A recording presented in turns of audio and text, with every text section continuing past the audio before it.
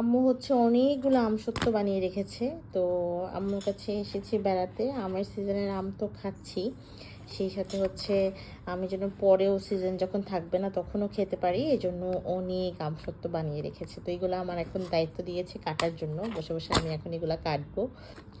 আমার হচ্ছে এটা বেশ মজা লাগে।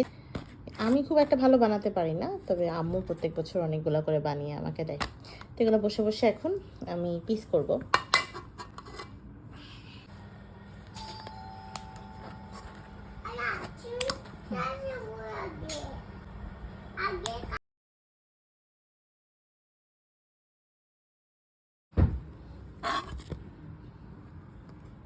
না, তুই কোথায় এসেছিস রে?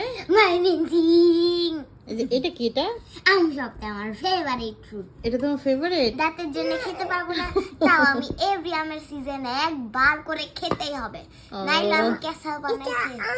এটা কে বানিয়েছে? নানু বানাইছে, অনেক মজা। এখন যদি বসে আছিস সেটা খাওয়ার জন্য?